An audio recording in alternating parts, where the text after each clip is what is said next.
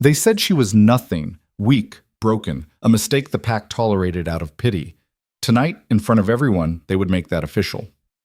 Taryn Solis stood in the center of the blood-right circle, dirt under her knees, surrounded by wolves who wanted her gone. The alpha son smiled like he'd already won. The elders whispered her fate like it was decided.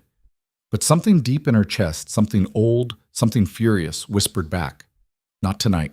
This is the story of the girl they tried to erase, and the monster she became when she refused to disappear. Stay with me until the end. If you love stories about survival, power, and burning everything down to rebuild it right, hit that like button and tell me in the comments what city you're watching from. Let's begin. The Blackridge Pack didn't believe in mercy, but they pretended to practice it once a year during the provision ceremony. That's when the strong decided what scraps the weak could have. Food, shelter, work assignments that kept you alive another season. Taryn learned early that mercy was just another word for control. She stood in line with the others, orphans, the injured, the old, waiting for her name to be called. The autumn wind cut through the valley, sharp enough to sting. Around her, the pack gathered in clusters, their conversations loud and careless. No one looked at her. They never did. "Solis?" The quartermaster's voice cracked like a whip. Taryn stepped forward, keeping her eyes down. The man didn't bother looking up from his ledger. Laundry and wood collection.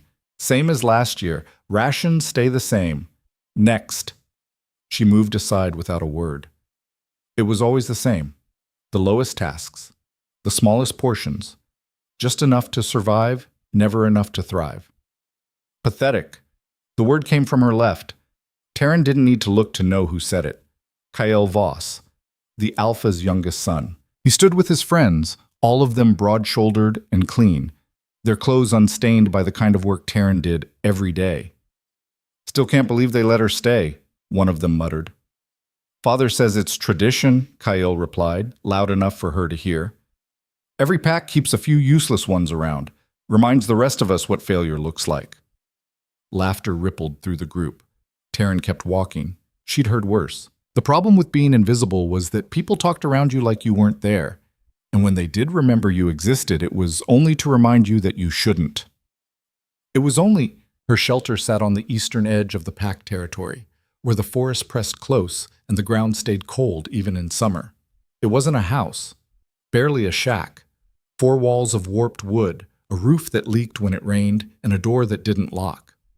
Inside, she had a bedroll, a bucket for water, and a small fire pit she wasn't supposed to use during the day because smoke drew attention. Taryn dropped her ration pouch on the floor and sat down hard. Her back ached. Her hands were raw from scrubbing clothes in the freezing river all morning. She wanted to sleep, but sleep didn't come easy when your stomach was empty. She opened the pouch. 1 strip of dried meat, a handful of grain, a wrinkled apple that had probably been sitting in storage since last winter. She ate the meat first, slowly, chewing until there was nothing left. The grain she saved for later. The apple she turned over in her hands, checking for rot. A knock rattled the door. Taryn froze. No one knocked. People either barged in or ignored her completely. "It's me!" The voice was young, female, familiar. Taryn opened the door. Mira stood on the other side, a basket tucked under one arm. She was small, maybe 16, with dark hair tied back and a nervous smile that never quite reached her eyes. "I brought you something," Mira said, glancing over her shoulder like she expected someone to see her. "You shouldn't be here." "I know." Mira stepped inside anyway, shutting the door behind her. She set the basket down and pulled back the cloth covering. Bread. Real bread. Still warm. Taryn stared at it. "Where did you get this?" "Stole it from the kitchens." Mira grinned, but it faded fast. "Thought you could use it." "If they catch you, they won't." Mira sat down on the floor, pulling her knees to her chest. "Besides, you're the one who's in trouble tonight." Taryn's stomach dropped. "What are you talking about?" Mira hesitated. "You haven't heard?" "Heard what?" "The blood rite. It's tonight." Taryn went still. The blood rite happened once every few years when the pack needed to settle disputes or reinforce alliances. Matches were made, bonds were forced, and if you were unlucky enough to be chosen, you didn't get a say in it. "They're calling you," Mira said quietly. Elder Dorian announced it an hour ago. Why me? Mira looked away. Because you're expendable. The word landed like a stone in Taryn's chest. She wasn't stupid. She knew what this was. The pack didn't waste valuable members on political marriages. They used people like her, people no one would miss. Who am I being matched to? Mira's silence was answer enough. Mira. Who? Kyle. Taryn laughed. It came out sharp and bitter. Of course. Kale Voss. The Alpha's son.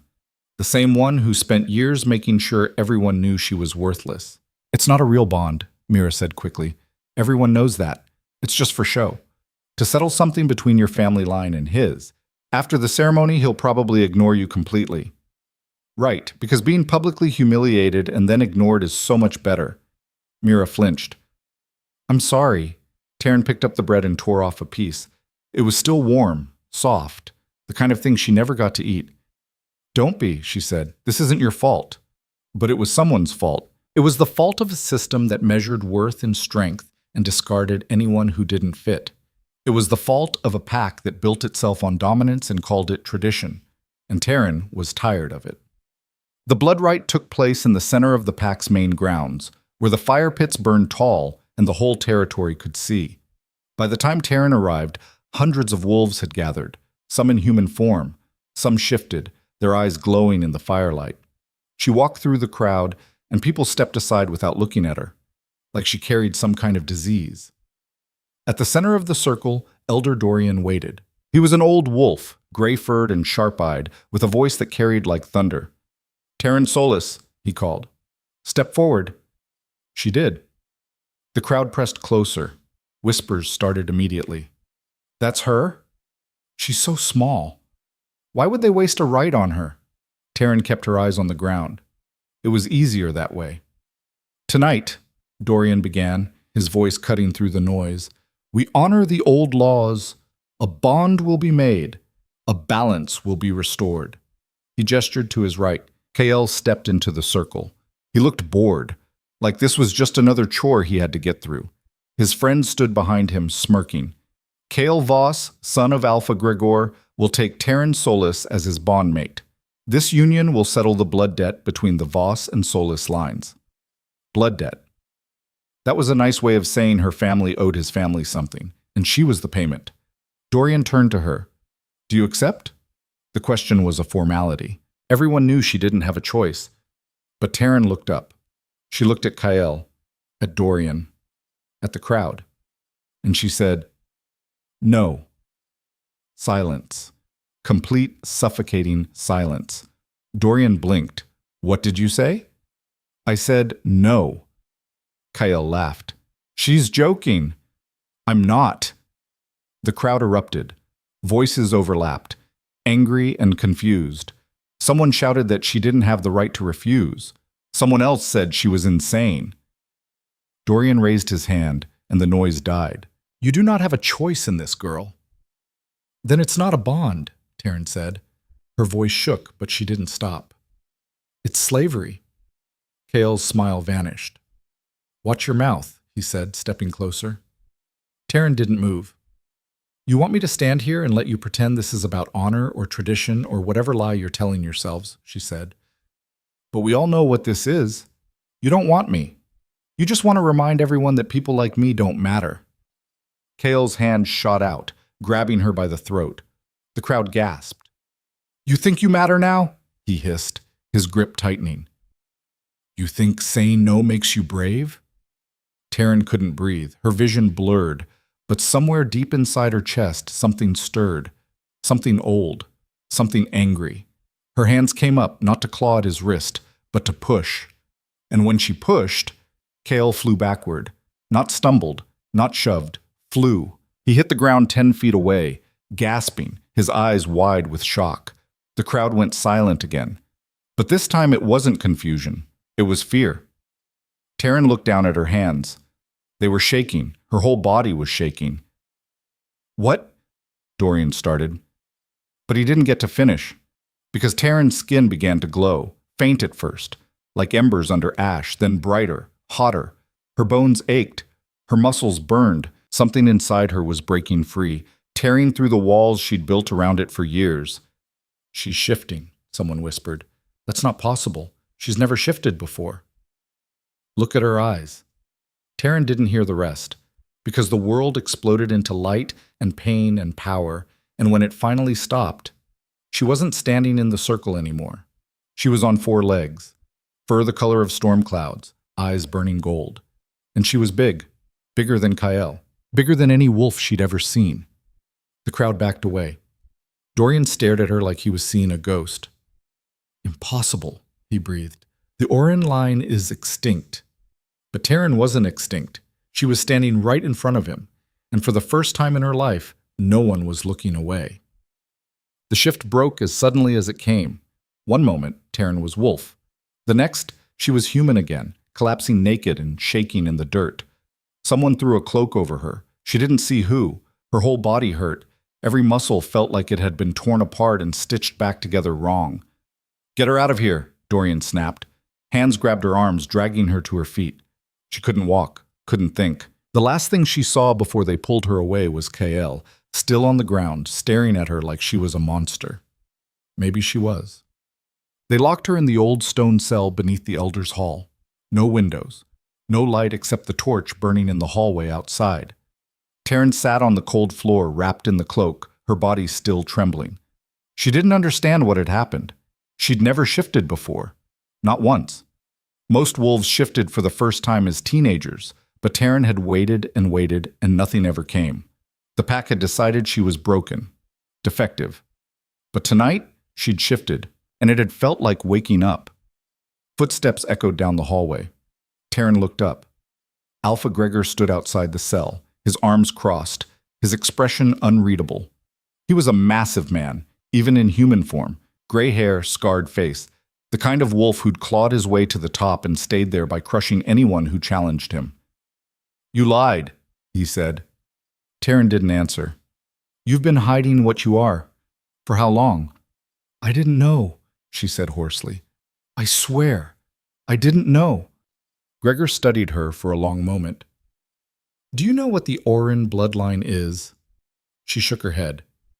They were the first wolves, the strongest. They could shift faster, fight harder, heal quicker than anyone else. They led the packs for centuries, he paused, until the other bloodlines decided they were too dangerous, so they killed them. Every last one. Taryn's chest tightened. "But you're still here," Gregor continued, "which means someone in your family survived and didn't tell anyone." "I didn't know," Taryn repeated. "It doesn't matter." Gregor turned to leave. "By morning, the whole territory will know. And they'll come for you." "Why?" He looked back at her. "Because power like yours doesn't bow. It breaks everything around it. And this pack doesn't tolerate threats." The door slammed shut, and Taryn was alone again. But this time, she wasn't invisible. She was the most dangerous thing in Black Ridge, and she had no idea how to survive it. They didn't come for her at dawn like Gregor said they would. They came in the middle of the night. Taryn woke to the sound of boots on stone. Multiple sets. Heavy. Deliberate. She pushed herself up from the floor, the cloak still wrapped around her shoulders.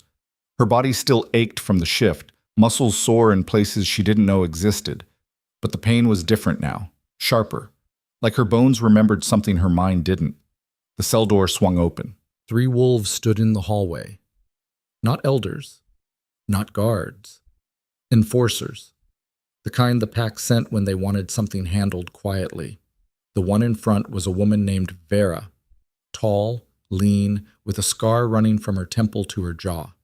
She didn't smile. "On your feet." Taryn stood slowly. "Where are we going?" "Council wants to see you." "In the middle of the night?" Vera's hand moved to the blade at her hip. "You want to argue about it?"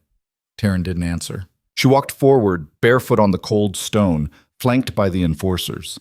They didn't bind her hands, didn't need to. She could feel their eyes on her, watching for any sign she might shift again. They climbed the stairs out of the holding cells and into the main hall. It was empty, silent. The kind of silence that happened when people were told to stay inside and keep their mouths shut. The council chamber sat at the far end of the hall, behind heavy oak doors carved with the pack's sigil. A wolf's head, jaws open, surrounded by thorns. Vera pushed the doors open without knocking.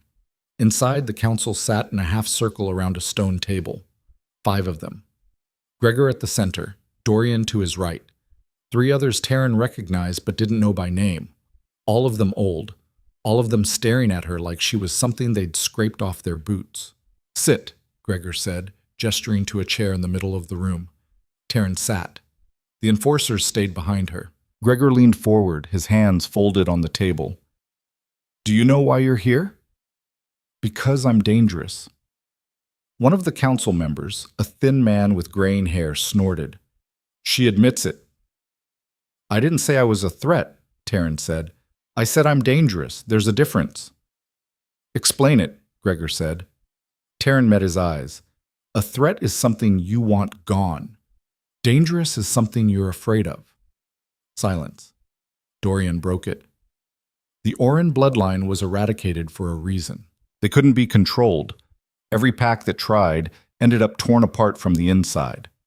"I'm not trying to tear anything apart." "You don't have to try," Dorian snapped. "It's in your blood. You'll do it without thinking."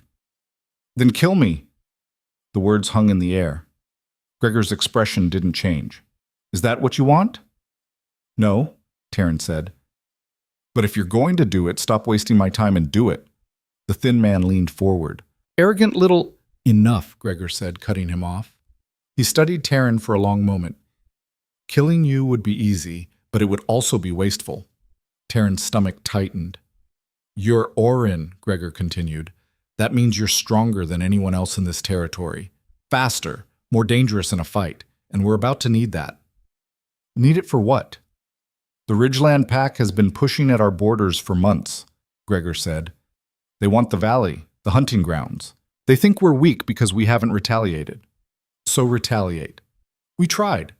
3 of our best fighters went into Ridgeland territory 2 weeks ago. None of them came back." Taryn frowned. "What does that have to do with me?" "We're going to send you." The room went cold. "You want me to fight for you?" Taryn said slowly, "after locking me in a cell and calling me a threat." "Consider it a test," Gregor said. "You go into Ridgeland territory.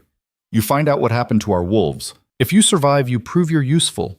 If you don't," he shrugged. "Problem solved. And if I refuse, then we kill you right now."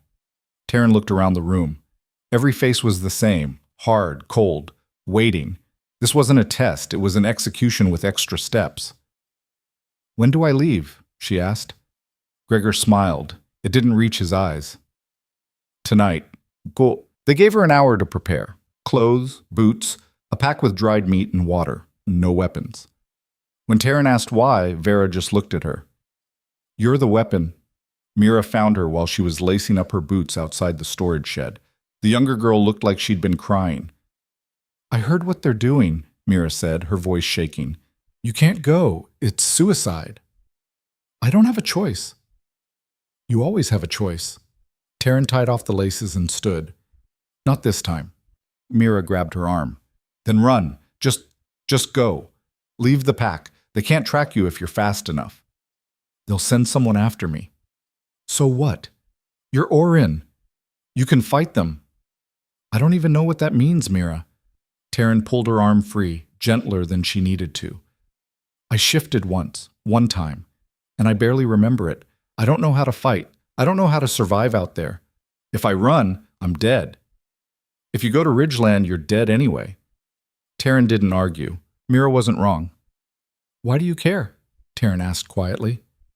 Mira blinked. "What? Why do you care what happens to me? No one else does." "That's not true." "It is. You're the only person in this entire pack who's ever treated me like I'm human." Taryn picked up the pack and slung it over her shoulder. "So why?" Mira looked down at her hands. "Because you didn't deserve what they did to you, and because I—" She stopped, swallowed. "I know what it's like to be invisible." Taryn wanted to say something that mattered, but the words wouldn't come, so instead, she hugged her. Mira stiffened, then wrapped her arms around Taryn's shoulders, holding on tight. "Come back," Mira whispered. Taryn didn't make promises she couldn't keep. She just let go and started walking. The border between Blackridge and Ridgeland territory was marked by a river that cut through the valley like a scar, fast-moving, cold enough to kill you if you stayed in too long. Taryn reached it just before midnight. Vera and the other two enforcers had escorted her to the edge of Blackridge land, then stopped. No words, no encouragement, just a pointed look toward the river and a silent message. Cross it or die here. Taryn waded in. The current hit her like a fist. She gasped. Her legs nearly swept out from under her, but she dug her feet into the rocks and pushed forward. The water climbed to her waist, her chest, her shoulders. By the time she reached the other side, her teeth were chattering so hard she thought they might crack. She hauled herself onto the bank and collapsed, shivering, her clothes plastered to her skin. Behind her, the enforcers were already gone. Ahead, the forest loomed, tall pines that blocked out the moonlight. No paths, no markers, just darkness and the sound of things moving in the underbrush. Taryn forced herself to stand. She couldn't stay here, couldn't risk hypothermia before she even started. She wrung out her shirt as best she could, then started walking. The forest at night was a different world. Every sound was sharper. Every shadow moved. Taryn's senses, still buzzing from the shift, picked up things she didn't want to notice. The rustle of wings overhead, the crack of a branch somewhere to her left, the low growl of something watching her from the dark. She kept moving. Her body was still adjusting. Every step felt strange, like her legs were too strong, her balance slightly off. She could hear her own heartbeat, loud and steady, and underneath it, something else. A pulse, a rhythm that didn't belong to her. It took her an hour to realize it was the forest itself. The trees, the earth, the animals moving through the dark. All of it connected, all of it alive in a way she'd never noticed before. It should have been beautiful. Instead, it was terrifying. Because if she could feel all of this, what else could feel her? She was 2 miles into Ridgeland territory when the first wolf appeared. It stepped out from behind a tree, silent as smoke. Massive, black fur, yellow eyes that glowed in the moonlight. Taryn froze. The wolf didn't move, just stood there, watching her. Then another one emerged, and another, 5 in total, spread out in a half circle, blocking her path. Taryn's pulse spiked. She didn't have a weapon, didn't know how to shift on command. If they attacked, she was dead. The black wolf took a step forward. Taryn's hands curled into fists. "I'm not here to fight." The wolf's lips pulled back, showing teeth. "I'm looking for 3 wolves from Blackridge," she said, her voice steadier than she felt. "They came into your territory 2 weeks ago. I just want to know what happened to them." The black wolf growled, low, deep. Then it lunged. Taryn didn't think. She moved. Her body twisted sideways, faster than she'd ever moved before, and the wolf's jaws snapped shut on empty air. She hit the ground, rolled, and came up on her feet just as the second wolf charged. This time, she didn't dodge. She met it head on. Her shoulder slammed into its chest, and the impact sent the wolf sprawling. Taryn stumbled, her hands hitting the dirt, and something inside her shifted. Not fully. Not the way it had in the blood right, but enough. Her fingernails lengthened into claws, her teeth sharpened, her vision sharpened, the darkness pulling back like a curtain. The wolves circled her, snarling, and Taryn snarled back. The black wolf lunged again. This time Taryn caught it. Her claws sank into its shoulder, and she twisted, using its own momentum to throw it into a tree. The wolf hit hard, yelped, and didn't get up. The others hesitated. Taryn stood there, breathing hard, her claws dripping blood, her body halfway between human and wolf. "I didn't come here to kill you," she said, "but I will if you make me."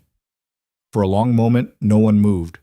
Then the wolves backed away, slowly, one by one, until only Taryn was left, standing alone in the dark, her hands shaking.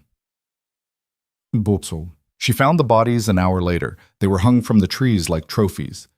3 wolves, all of them mutilated, their throats torn out. The scent of death was so strong it made Taryn's stomach turn. She recognized one of them. A younger wolf named Dane. He'd been an enforcer, strong, fast, and now he was nothing but meat. Taryn cut them down. It took her longer than it should have. Her hands kept slipping, her vision blurred. She didn't know if it was tears or exhaustion, or the partial shift still crawling under her skin. When the last body hit the ground, she sat down hard and put her head in her hands. This was a message. Ridgeland wasn't just defending their borders, they were sending a warning, and Blackridge had sent her here to die the same way, except she hadn't died, and that was going to be a problem. By the time Taryn made it back to the river, the sun was rising. She was covered in dirt and blood, most of it not hers. Her clothes were torn, her body ached, but she was alive. Vera was waiting on the Blackridge side of the river, leaning against a tree like she had all the time in the world. "Didn't think you'd make it back," Vera said. Taryn waded across the river without answering. When she reached the bank, she dropped the pack at Vera's feet. Inside were the identification tags from the 3 dead wolves.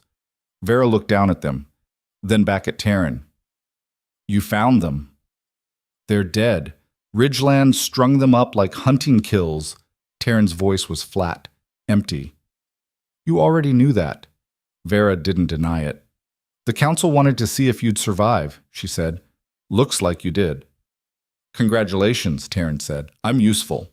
She started walking toward the pack grounds, but Vera's voice stopped her. "They're not going to let you leave, you know." Taryn looked back. "Now that they know what you can do," Vera continued, "they'll use you over and over until you break or die. That's what they do with weapons." "Then I'll make sure I don't break." Vera smiled. It was cold. "You say that now." Taryn turned and kept walking.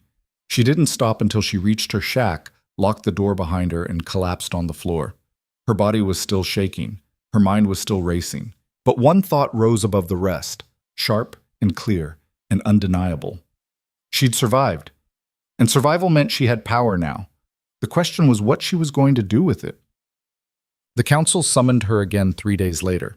This time, the entire pack was there. They gathered in the central grounds, hundreds of wolves in both forms, all of them staring at Taryn as she walked through the crowd. Whispers followed her like smoke. "She killed 5 Ridgeland wolves. I heard she tore them apart with her bare hands. She's unstable, dangerous. She's exactly what we need." Taryn kept her eyes forward, didn't react, didn't give them anything. Gregor stood at the center of the gathering, flanked by the council. When Taryn reached the front, he raised his hand and the crowd went silent. 3 weeks ago, Gregor began, his voice carrying across the grounds, Taryn Solis was nothing, a broken wolf, a burden. Taryn's jaw tightened. "But she has proven herself," Gregor continued. "She crossed into enemy territory alone. She survived an attack. She brought back the truth about our fallen wolves." He paused, letting the words settle. "She is Oren, and that makes her the strongest wolf in Blackridge." The crowd murmured, some in awe, some in fear. "From this day forward," Gregor said, "Taryn Solis will serve as our vanguard. She will be the first into battle, the one we send when others fail." Taryn's stomach dropped. This wasn't honor. It was a collar. "Do you accept?" Gregor asked. Every eye in the pack was on her. If she said no, they'd kill her. If she said yes, they'd own her. Taryn looked at Gregor, at the council, at the crowd. Then she smiled. "I accept," she said, "on one condition." Gregor's expression darkened. "You don't get to make conditions." "You want me to fight for you?" Taryn said. "Fine, but I don't fight for scraps. I don't sleep in a shack, and I don't get treated like I'm disposable." "You're asking for respect," Dorian said, his voice dripping with contempt. "No," Taryn said. "I'm demanding it." The crowd erupted, half of them shouting in outrage, the other half too shocked to speak. Gregor held up his hand again. "You think you've earned that?" he asked quietly. "I think I'm the only one here who's willing to die for this pack," Taryn said, "and you know it." Gregor stared at her for a long time. Then, slowly, he nodded. "You'll have a place in the main hall," he said. "Proper rations, and a voice in strategy meetings." "Good, but understand this," Gregor continued, his voice dropping. "If you fail, if you betray us, if you so much as think about turning that power against this pack, I will kill you myself." Taryn met his eyes. "Noted." The crowd was still buzzing as Gregor dismissed them. Taryn turned to leave, but a hand caught her arm. Kyle. He looked different than he had at the blood rite. Older. Harder. "You think you've won something," he said quietly. Taryn pulled her arm free. "I don't think about you at all." His jaw tightened. You should. Because the second you slip, the second you give them a reason to doubt you, I'll be the one putting you down. Get in line. Cale's eyes flashed, but he didn't move. Just stood there, watching her walk away. And Taryn knew, with absolute certainty, that he meant every word. The room they gave her wasn't much better than the shack. It sat on the second floor of the main hall, at the end of a narrow corridor where the floorboards creaked with every step. A bed, a desk, a window that looked out over the training grounds. No lock on the door. Taryn didn't complain.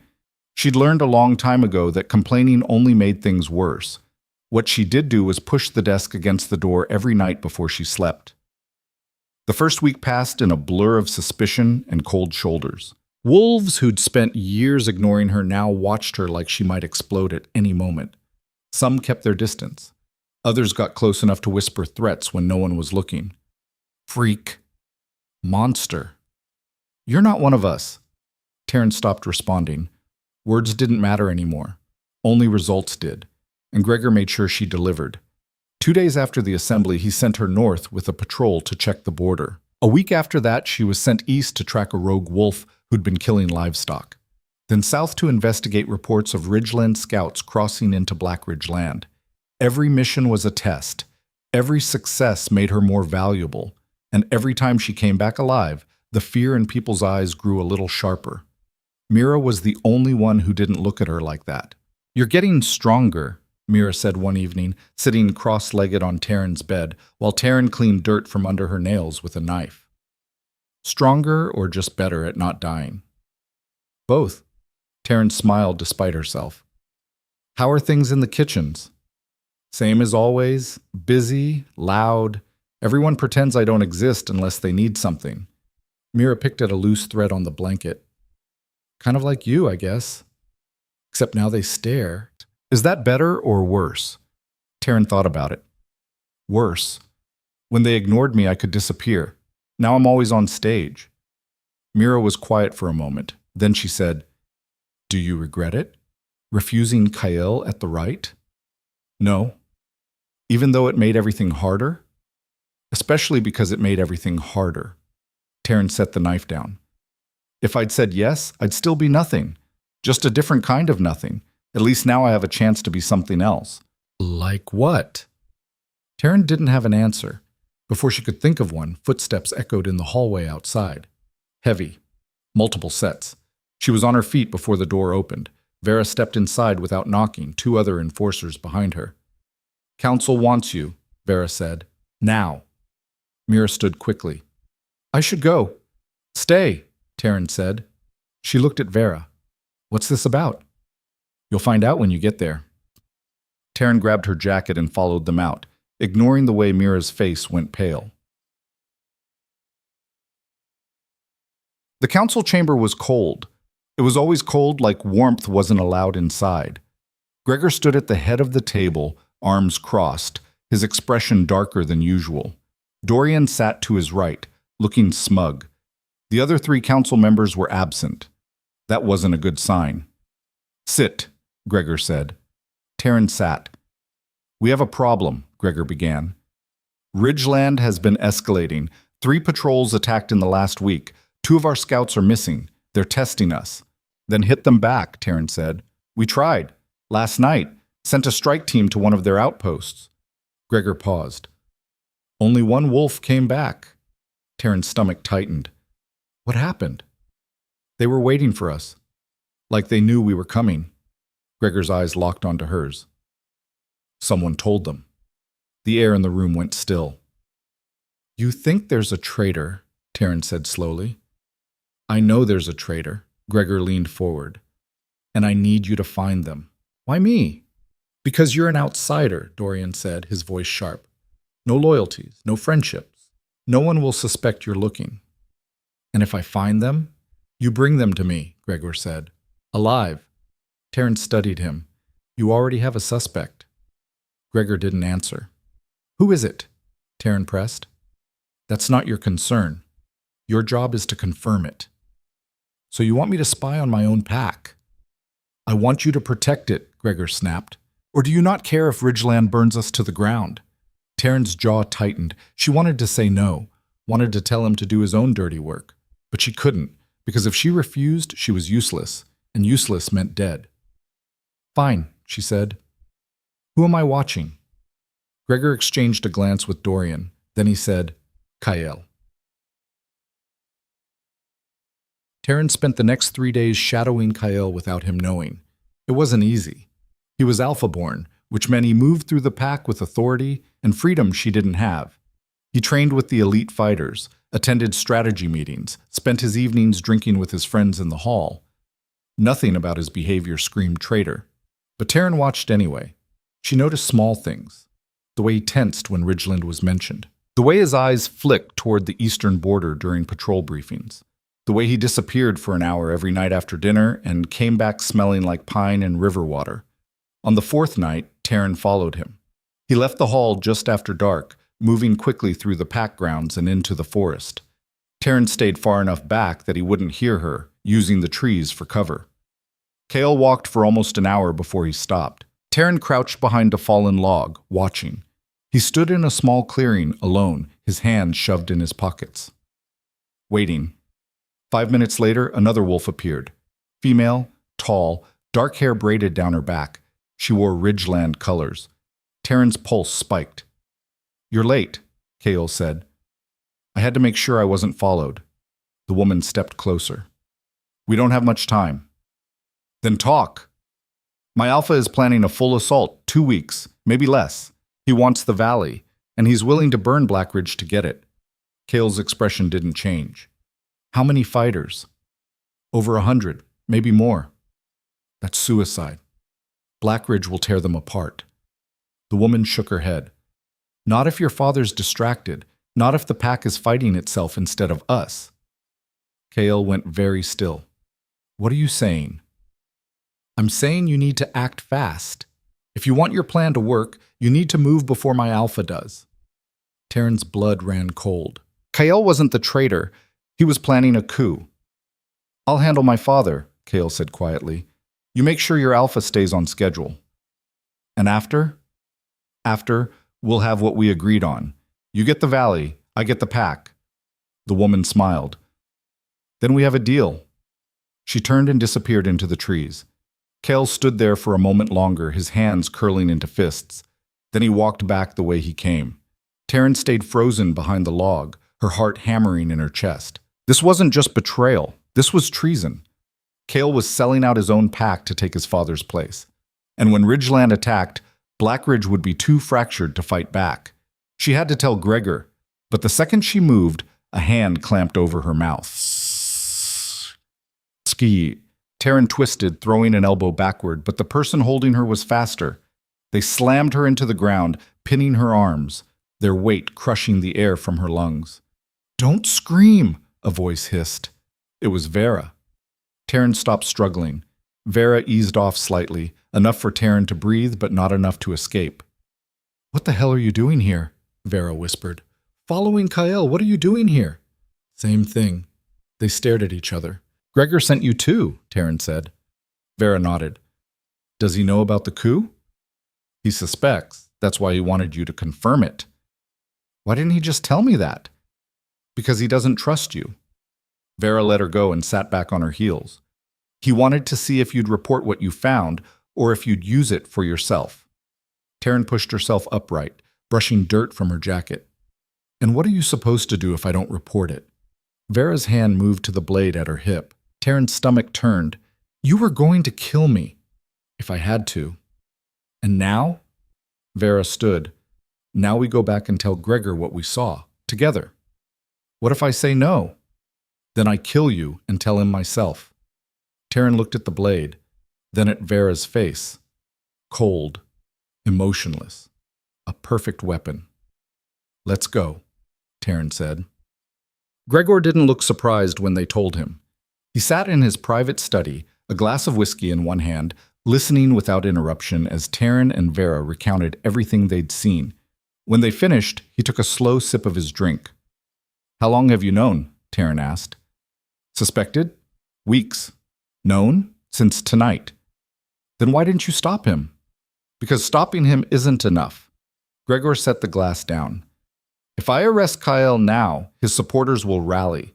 They'll say I'm paranoid, that I'm turning on my own blood. The pack will fracture anyway. So what are you going to do? Gregor stood and walked to the window, staring out at the dark grounds below. I'm going to let him make his move, he said quietly.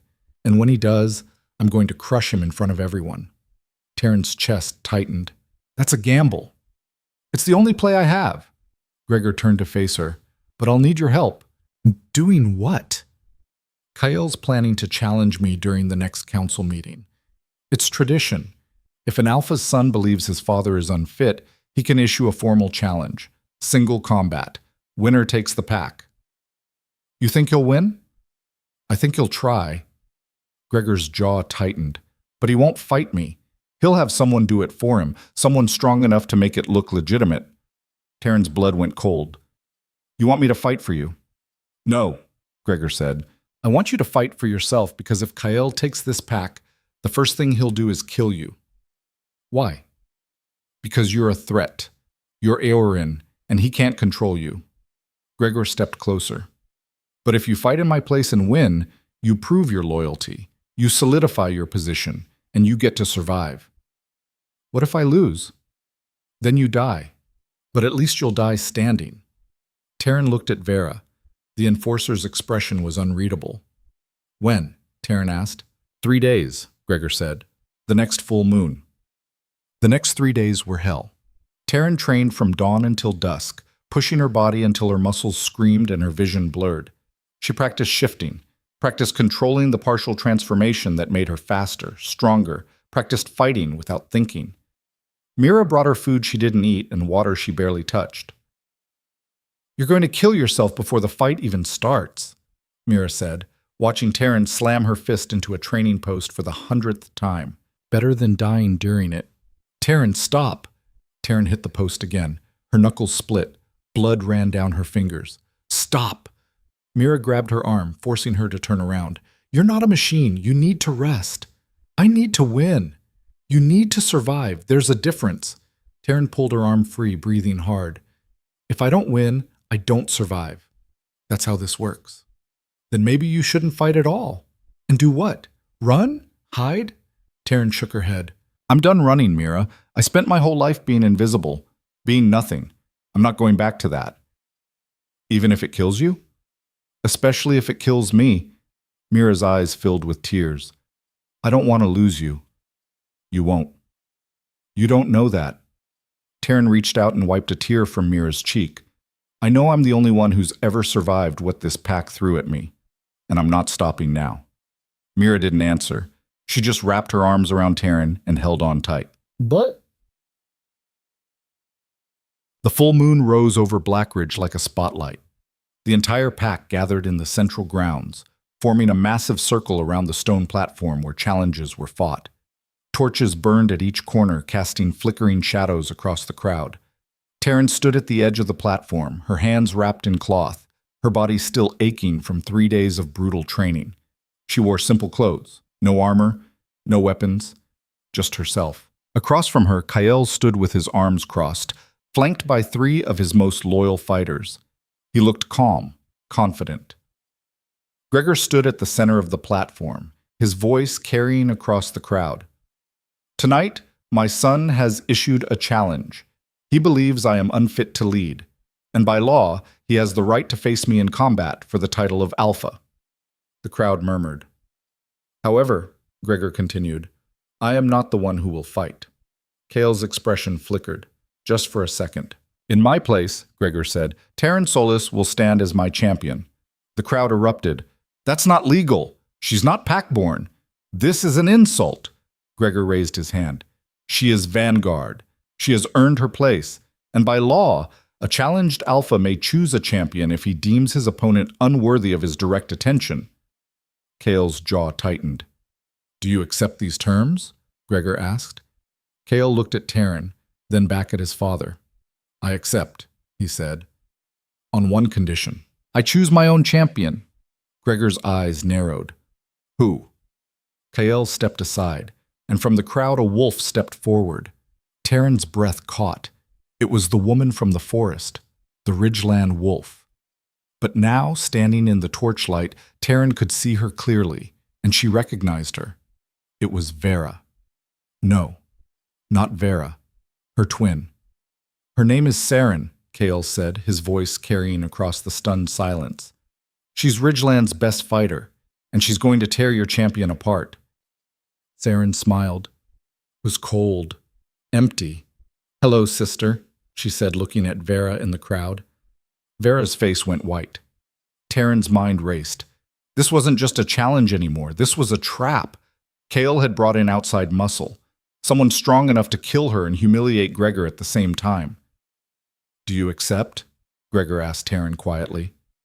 Taryn looked at Saren, then at Kyle, then at the crowd. Every face was watching, waiting.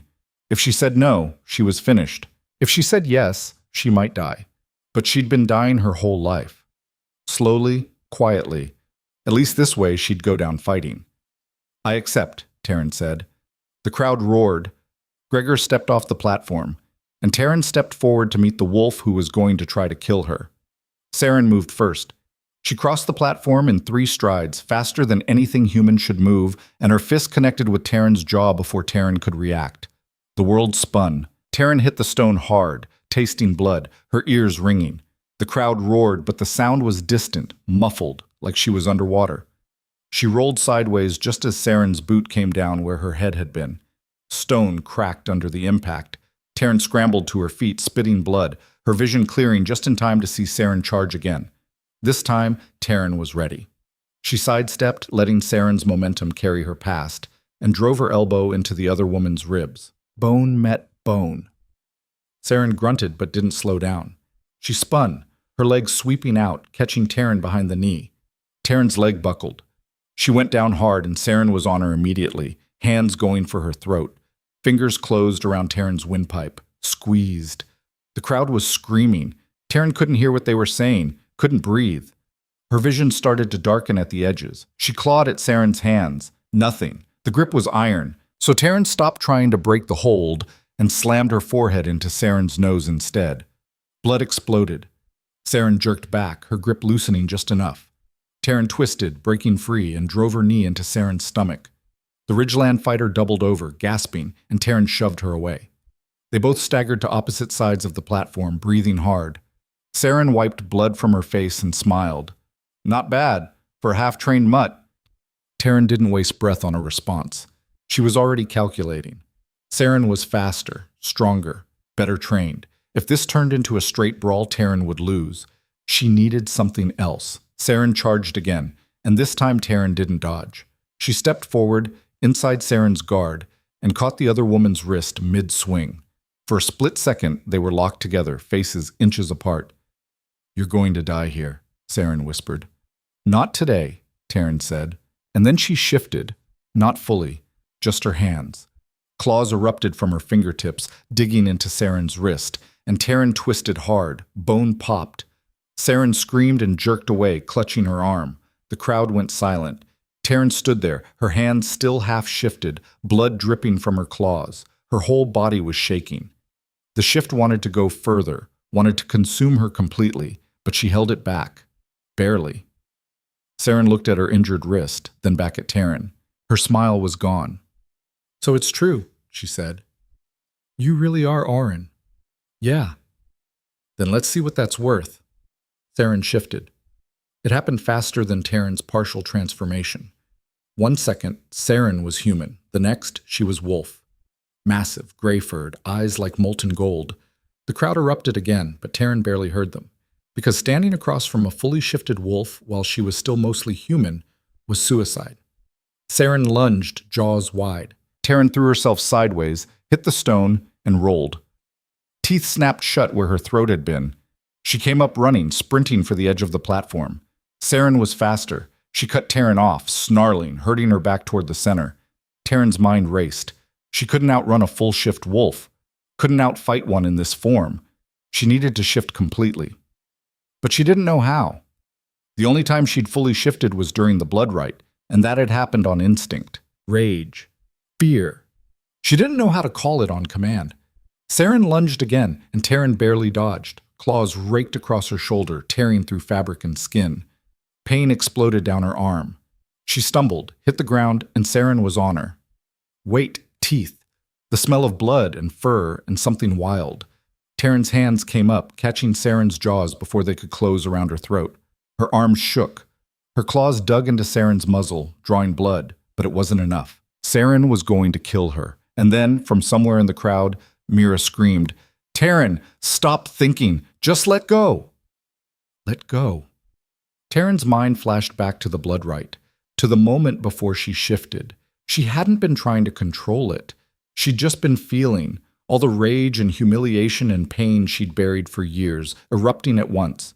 She stopped fighting the shift and let it take her. The world exploded, her bones cracked and reformed, her skin burned. Her senses sharpened until she could hear every heartbeat in the crowd, smell every drop of blood on the platform. And when the shift finished, she wasn't the girl they'd called weak anymore. She was something else entirely. Taryn jerked back, her eyes wide. Taryn rose on 4 legs, and the crowd went dead silent. She was bigger than Taryn, bigger than any wolf they'd ever seen. Her fur was silver gray, her eyes burning gold. Every muscle coiled with power that felt limitless. Taryn snarled, but it sounded uncertain. Taryn snarled back, and this time when they collided, it wasn't a fight. It was a massacre. Taryn moved like lightning. Her jaws closed around Taryn's shoulder, and she threw the other wolf across the platform. Taryn hit the ground, scrambled up, and charged. Taryn met her head on. They crashed together, a tangle of teeth and claws and fury, but Taryn was stronger, faster. Every instinct she'd buried for years roared to life, and she used them all. She drove Taryn backward, step by step, until the Ridgeland wolf's back was against the edge of the platform. Taryn snapped at her throat. Taryn caught her by the scruff and slammed her into the stone so hard the platform cracked. Taryn shifted back to human, gasping, blood running from her mouth. "Yield!" Taryn growled. Her voice came out distorted, half human, half wolf. Taryn spat blood. "Go to hell!" Taryn's jaws closed around her throat, not biting, just holding. One flex of her jaw and Taryn would be dead. The crowd held its breath. "Yield," Taryn said again. For a long moment, Taryn didn't move. Then, quietly, she whispered, "I yield." Taryn let her go and stepped back. Taryn collapsed, coughing, her hand going to her throat. The crowd exploded into chaos. Half of them were cheering. The other half looked like they'd seen death itself. Taryn shifted back to human, her body screaming in protest. She stood there naked and covered in blood, breathing hard. Gregor stepped onto the platform. "The challenge is over," he said, his voice cutting through the noise. "Taryn Solis has won." Kyle stood frozen at the edge of the crowd, his face pale. "And as for you," Gregor said, turning to his son, "you brought an outsider into a pack challenge. You conspired with our enemies. You betrayed your own blood." The crowd went silent. Kale's jaw tightened. "You have no proof." "I have 2 witnesses who saw you meeting with a Ridgeland wolf in the forest 4 nights ago." Gregor gestured to Taryn and Vera. "They heard you planning to overthrow me, to sell out this pack for power." Kale looked at Taryn, then at Vera. His expression twisted into something ugly. "You followed me?" "You gave me a reason to," Taryn said. "This is insane," Kyle snapped, turning to the crowd. "You're going to believe her? A freak who didn't even know she could shift until a month ago?" "I believe the evidence," Gregor said coldly, "and the evidence says you're a traitor." "Then prove it," Kyle shouted. "If I'm such a traitor, where's the Ridgeland wolf I was supposedly meeting? Where's your proof?" Gregor looked at Taryn, still lying on the platform. Taryn met his eyes. Then slowly, she smiled. "I have no idea what you're talking about," she said. Taryn's stomach dropped. "I came here at Kyle's invitation," Taryn continued, pushing herself to her feet. "To fight an illegal challenge, that's all." "You're lying," Vera said, stepping forward. Taryn looked at her twin. "Am I? Or are you just trying to protect your alpha's failing grip on power?" The crowd murmured. Doubt rippled through them like a wave. Gregor's expression darkened. "Taryn, tell them what you saw." Taryn opened her mouth. But before she could speak, Kale laughed. "You think they'll believe her?" he said, gesturing at Taryn. "She's not even one of us. She's a mistake. A monster wearing our skin." "She's more loyal than you'll ever be," Gregor snapped. Is she? Or is she just desperate for approval? Kale turned to the crowd. Look at her. She'll do anything you ask because she has nowhere else to go. No family, no friends, nothing. She's a weapon you're pointing at your enemies. But what happens when she decides to point herself at you? The crowd shifted uncomfortably. Taryn's chest tightened, because Kyle was right about one thing. She was alone. Enough, Gregor said. The council will investigate these accusations. Until then, Kyle, you're confined to your quarters. On what grounds? Suspicion of treason. Kale's friends moved forward, hands on their weapons, but Gregor's enforcers were faster. Within seconds, Kale was surrounded. He didn't resist, just stood there staring at his father with something close to hatred. This isn't over, he said quietly. No, Gregor agreed. It's not. The enforcers led Kyle away. The crowd began to disperse, their voices low and uncertain. Taryn stood alone on the platform, still covered in blood, still shaking from the shift. Mira appeared at her side, wrapping a cloak around her shoulders. You did it, Mira whispered. You won. Taryn didn't feel like she'd won. She felt like she'd just painted a target on her back that would never go away. The investigation lasted 3 days. The council questioned everyone who'd been near the forest that night. They searched Kale's quarters, interviewed his friends, looked for any evidence of communication with Ridgeland. They found nothing. No letters, no proof. Just Taryn and Vera's testimony against Kale's word.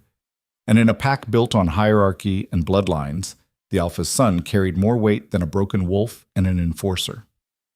On the 3rd day, the council reconvened. Taryn stood in the chamber, flanked by Vera, while Gregor sat at the head of the table.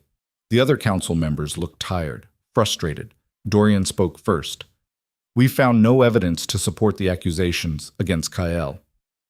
Because he's smart enough to cover his tracks, Vera said. Or because there's nothing to find, Dorian shot back. We can't condemn a wolf based on hearsay. It's not hearsay, Taryn said. I was there. I heard him. You heard someone who looked like him, one of the other council members said. In the dark, from a distance. It was him. Can you swear on that? Absolutely? Taryn hesitated. Because the truth was, she'd been far enough away that she couldn't see every detail, couldn't be 100% certain, and that hesitation was all they needed. Without concrete evidence, Dorian said, we have no choice but to release Kyle and drop the charges. Oh, that's a mistake, Gregor said quietly. Perhaps. But it's the law. Gregor's jaw tightened, but he didn't argue. However, Dorian continued, looking at Taryn, this incident has raised concerns about your role in the pack. Taryn's stomach dropped. You've proven yourself in combat, Dorian said, but you've also proven yourself willing to make accusations without evidence, to act on suspicion rather than fact. That's dangerous. I was following orders, Taryn said.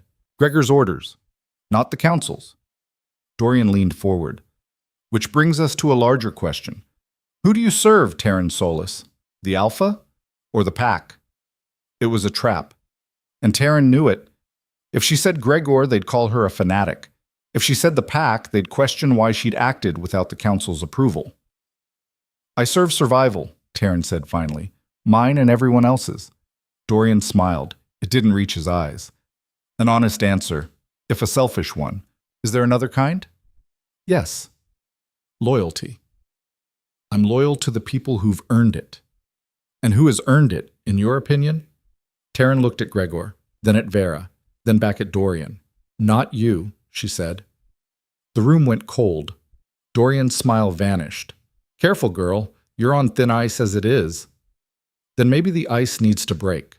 Taryn, Gregor said, a warning in his voice. But Taryn was done being careful, done playing their games. You want to know who I serve? She said, her voice rising. I serve the truth. And the truth is that Kyle is a traitor. I don't care if you can't prove it. I know what I saw. And if you let him walk, you're going to regret it. Is that a threat? Dorian asked. It's a fact. Dorian stood. Then perhaps it's time we reconsider your position as vanguard. Fine, Taryn said. Reconsider it. But when Ridgeland shows up at your door and you realize I was right, don't come crying to me. She turned and walked out before anyone could respond.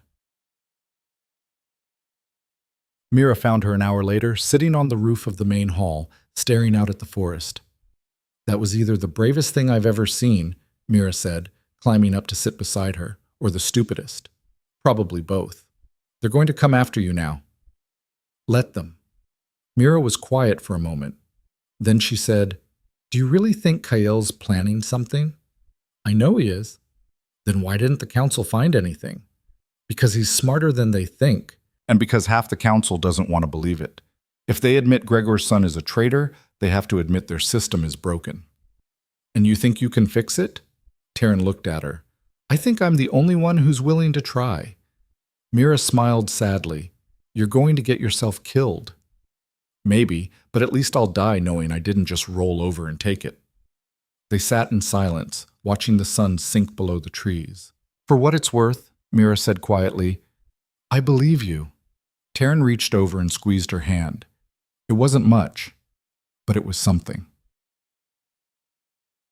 Masyan. Kael was released the next morning. He walked out of the holding cell flanked by his friends, his expression neutral, his movements calm, like nothing had happened. Taryn watched from across the grounds as he passed. Their eyes met for just a second, and in that second, she saw it. The promise. The threat. This wasn't over. Kael walked into the main hall without looking back. Taryn turned and headed for the training grounds. She had work to do. Because if Kael was planning to move against Gregor, she needed to be ready. And if he came for her first, she needed to be strong enough to survive it. 2 days later, the first patrol went missing. They'd been sent to check the northern border. 6 wolves. Experienced fighters. They should have been back by nightfall. They never returned. Gregor sent a search party. They found the bodies half a mile into Ridgeland territory, all 6 of them, throats torn out, left to rot. When word reached the pack, panic spread like wildfire. Ridgeland's attacking. They're coming for us. We're going to war. Gregor called an emergency assembly. The entire pack gathered in the central grounds, their faces tight with fear. Ridgeland has killed 6 of our wolves, Gregor said, his voice carrying across the crowd. This is an act of war, and we will respond. The crowd roared in agreement. But we will not be reckless, Gregor continued. We will not send our fighters into enemy territory to die like the last patrol. We will be smart, calculated, and we will make them pay for every drop of blood they've spilled. How? Someone shouted from the crowd. Gregor looked at Taryn. We send the vanguard. The crowd went silent. Taryn's pulse quickened. Taryn Solis will lead a strike team into Ridgeland territory, Gregor said. She will find their alpha, and she will kill him. The crowd erupted, half in support, half in shock. Taryn stood frozen. This was it. The moment Gregor cashed in on her loyalty. He was sending her to die, or to prove she was worth keeping alive. Do you accept? Gregor asked, his eyes locked on hers. Taryn looked at the crowd, at Kael, standing in the back with his arms crossed and a small smile on his face. At Mira, her expression pale and terrified. At Vera, who nodded once. A silent message. You can do this. Taryn turned back to Gregor. I accept. The crowd roared again, but this time it wasn't just fear. It was belief. And for the first time since the blood rite, Taryn felt something she hadn't felt in years. Hope. Not hope that she'd survive. Hope that she'd finally become something more than a weapon. Something like a leader. Taryn left at dawn with 4 wolves she barely knew. Gregor had chosen them himself. Experienced fighters, cold-eyed and efficient. The kind who didn't ask questions and didn't expect conversation. Their names were Ron, Jorik, Sienna, and Mace. They moved through the forest like shadows, each one carrying enough weapons to start a small war. Taryn carried nothing but herself. They crossed the river into Ridgeland territory in silence. The water was freezing, the current strong, but no one complained. By the time they reached the other side, the sun was fully up, filtering through the pines in pale shafts of light. Ron, the leader of the group, stopped and turned to Taryn. The plan? He asked. Taryn looked at the forest ahead. Ridgeland territory stretched for miles, dense and hostile. Their alpha's stronghold sat somewhere in the center, heavily guarded and impossible to reach without being detected. We don't go straight in, Taryn said. We circle wide. Hit their scouts first. Make them think we're a larger force. And when they send reinforcements, we disappear. Make them chase us deeper into their own territory, spread them thin. Jorik, a stocky wolf with a scarred face, frowned. That's guerrilla tactics, not assassination. It's survival, Taryn said. If we charge straight for their alpha, we're dead before we get close. But if we bleed them first, make them paranoid, we might get a chance. Sienna, the only other woman in the group, smiled slightly. I like it. Mace, who hadn't spoken since they left, just nodded. Ron studied Taryn for a moment. Then he said, You're in charge. We follow your lead. It wasn't a question, it was a statement of fact, and Taryn realized, with a strange jolt, that she was actually leading. Not following orders, not being used as a weapon, leading. Let's move, she said. They found the first scout patrol an hour later. 3 Ridgeland wolves moving through the trees in loose formation. Young, overconfident. Taryn signaled for the group to spread out. They moved silently, flanking the patrol from 3 sides. When they struck, it was over in seconds. Ron took the first wolf from behind, blade across the throat before the wolf could shift. Jorik and Mace hit the second one together, driving him into the ground. Sienna caught the third mid-shift, her knife finding the soft spot at the base of the skull. Taryn didn't move, just watched. When it was done, Ron wiped his blade clean and looked at her. What now? Leave them where they are, Taryn said. Let Ridgeland find them. Why? Because fear is a weapon too. They moved on. By midday, they'd hit 2 more patrols. Each time, they struck fast and disappeared before reinforcements could arrive. By afternoon, Ridgeland was in chaos. Taryn could feel it, the way the forest had changed. More movement, more noise. Patrols doubling back on themselves, searching for an enemy they couldn't find. They're panicking, Sienna said, crouched beside Taryn on a ridge overlooking a Ridgeland outpost. Good, Taryn said. Panic makes mistakes. Below, wolves were gathering, at least 20 of them, armed and tense. They were organizing a search party. We should move, Ron said, before they find us. But Taryn didn't move. She was watching the way the wolves below clustered together, the way they kept looking over their shoulders. They weren't just panicked, they were afraid. How many fighters does Ridgeland have? Taryn asked. Maybe 150, Ron said. Why? Because if they're pulling this many wolves just to search for us, their stronghold is vulnerable. Jorik frowned. You want to hit it now? Not yet, but soon.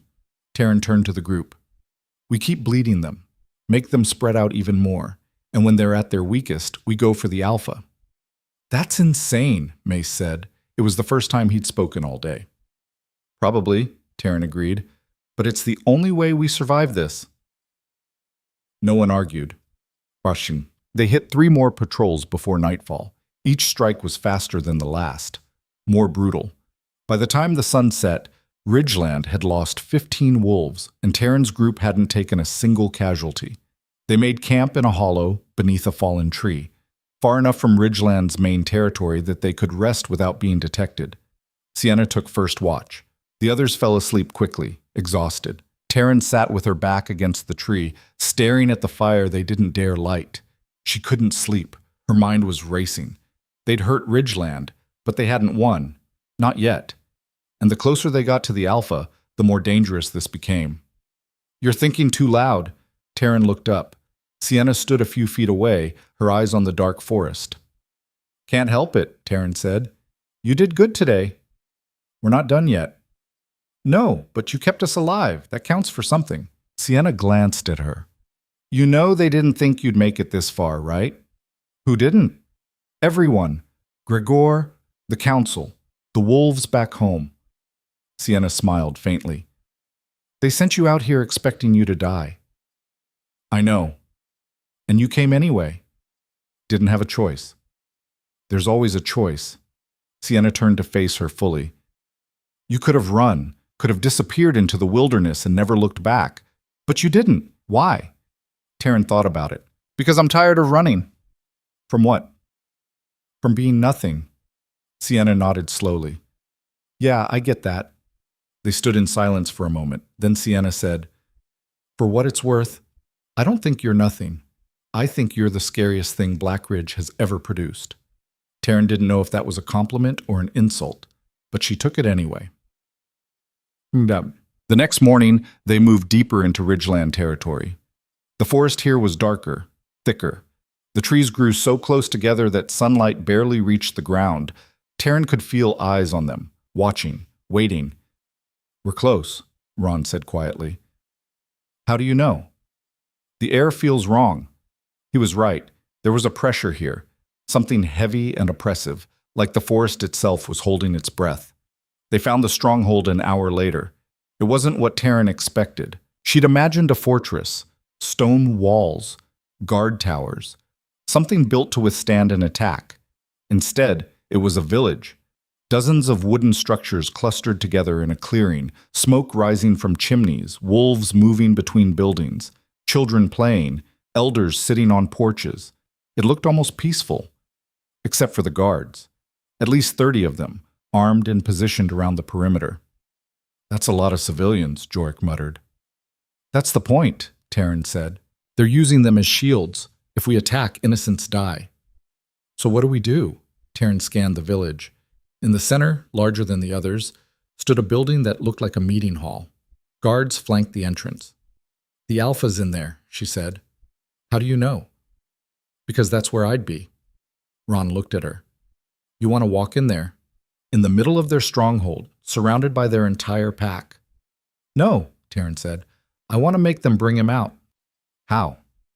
Taryn smiled. It wasn't a nice smile. "We burn it down." They waited until nightfall. Then Sienna and Mace circled around to the far side of the village, while Taryn, Ron, and Jorik positioned themselves on the near side. The plan was simple. Set fires, create chaos, draw the Alpha out. The execution was harder. Sienna moved first, slipping past the guards and into one of the outlying buildings. Seconds later, flames erupted from the roof. The village exploded into motion. Wolves poured out of buildings, shouting, scrambling to put out the fire. Guards rushed toward the flames, leaving gaps in the perimeter. Mace hit the next building, then another. Within minutes, half the village was burning. And in the chaos, Taryn saw him. The Ridgeland Alpha. He was massive, even in human form. Gray hair, scarred arms. He stood outside the meeting hall, barking orders, his voice cutting through the noise. "Now," Taryn said. They moved. Ron and Jorik went left, cutting through the guards. Taryn went straight down the middle, shifting mid-stride. She hit the first guard like a freight train, her jaws closing around his shoulder and throwing him aside. The second guard tried to stab her. She dodged, claws raking across his chest, and kept moving. The Alpha saw her coming. He shifted.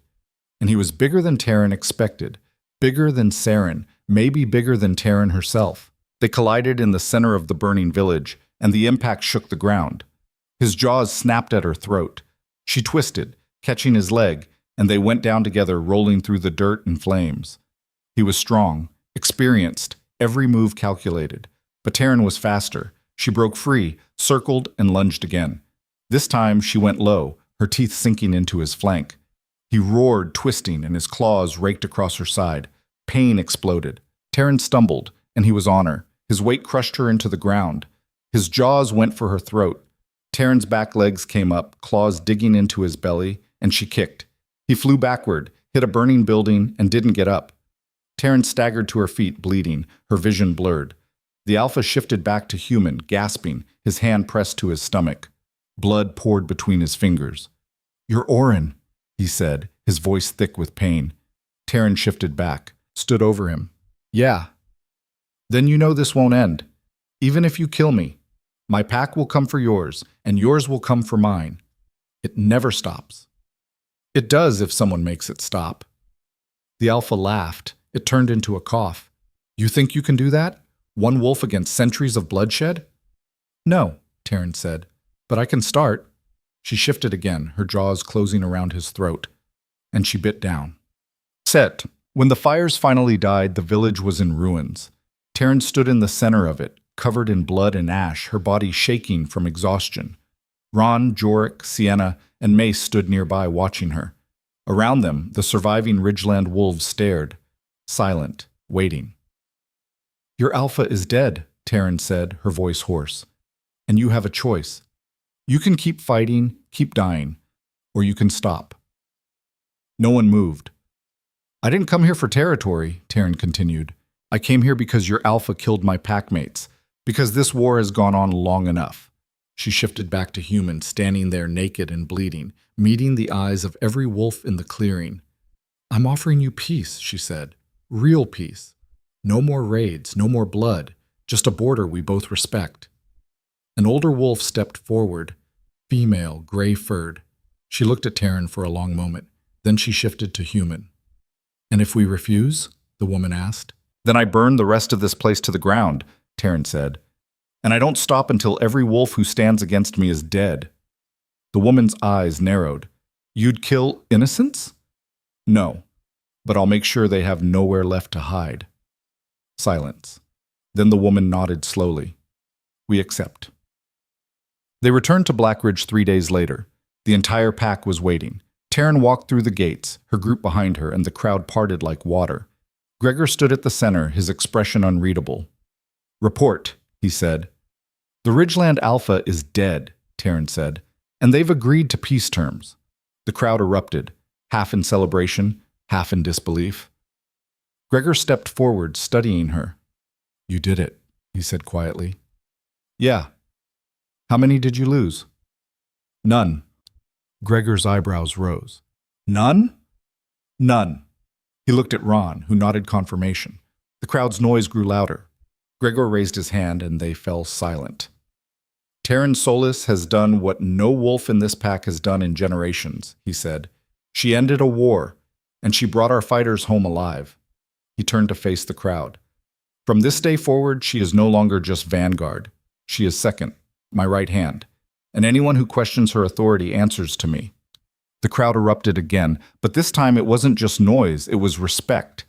Taryn stood there, barely able to process what was happening. Second. That meant she was next in line after Gregor. That meant she had real power, and she'd earned it.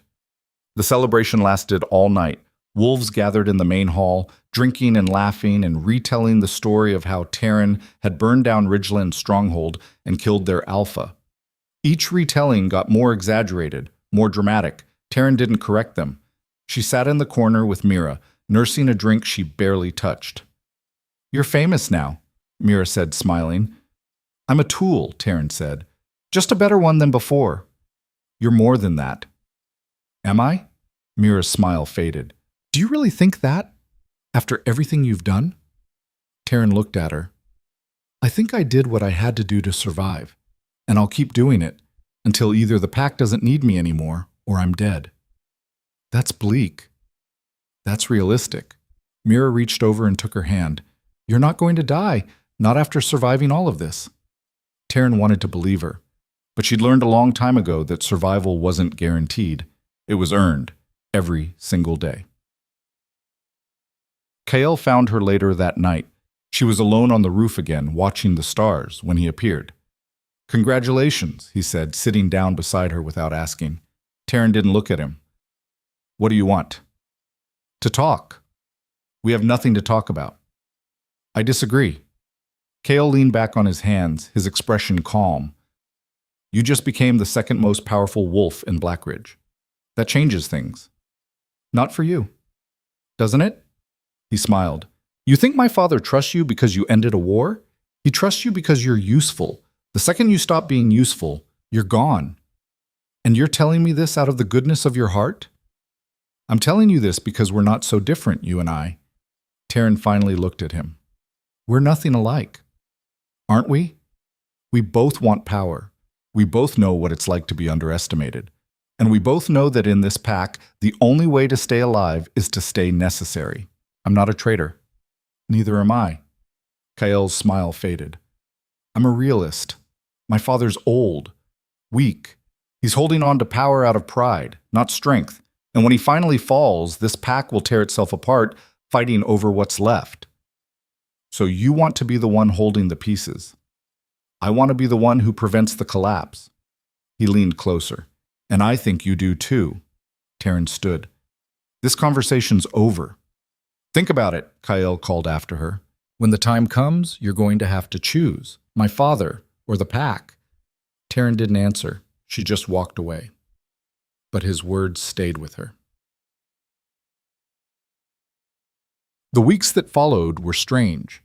Taryn trained harder than ever, pushing her body and her abilities to their limits. She learned to shift faster, to control the partial transformation, to fight in both forms without hesitation. Gregor gave her more responsibility: strategy meetings, patrol assignments, dispute resolutions. Slowly, the pack began to see her differently, not as a freak, not as a weapon, as a leader. But the more power she gained, the more enemies she made. Dorian and the other council members watched her with suspicion. Kael's friends spread rumors that she was planning to overthrow Gregor, and the whispers never stopped. She's dangerous. She's going to destroy us. We should have killed her when we had the chance. Taryn ignored them. She had work to do. 3 months after the Ridgeland campaign, Gregor called her into his private study. He looked older than she remembered, tired. "Sit," he said. Taryn sat. Gregor poured 2 glasses of whiskey and slid one across the desk. "You've done well," he said. "Thank you. Better than I expected, honestly." He took a sip of his drink. "When I first made you Vanguard, I thought you'd be dead within a month." "Sorry to disappoint." Gregor smiled faintly. "You didn't disappoint. You exceeded every expectation." He paused. "That's why I need to ask you something." Taryn's stomach tightened. "What?" "If something happens to me, if I fall, will you protect this pack? That's your son's job." Kael is a politician. He knows how to maneuver, how to manipulate, but he doesn't know how to lead. Not really. Gregor met her eyes. "You do." "I'm not alpha material." "You're more alpha than anyone in this territory." He leaned forward. "I'm not asking you to take my place. I'm asking you to make sure whoever does is worthy of it." Taryn didn't know what to say. "Promise me," Gregor said quietly. She looked at him, at the man who'd used her, tested her, and ultimately given her a chance to be something more than nothing. "I promise," she said. Gregor died 2 weeks later.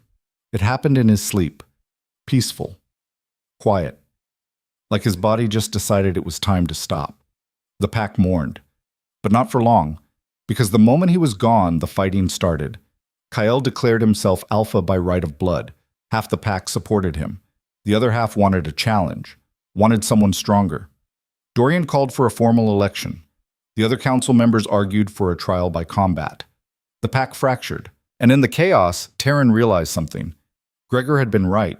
Kael wasn't a leader, he was a survivor, and the pack didn't need another survivor. It needed someone willing to rebuild. The challenge came at the next full moon. Kael stood in the center of the platform, flanked by his supporters, and declared that anyone who wanted to contest his claim could face him in combat. No one moved. Then Taryn stepped forward. The crowd went silent. "You're challenging me?" Kael said, his expression somewhere between amused and disbelieving. "Yeah. You don't have the right. You're not blood. I have the right Gregor gave me, and I'm using it." Kael's smile faded. "You'll lose." "Maybe, but at least I'll lose knowing I tried to save this pack from you." The crowd erupted.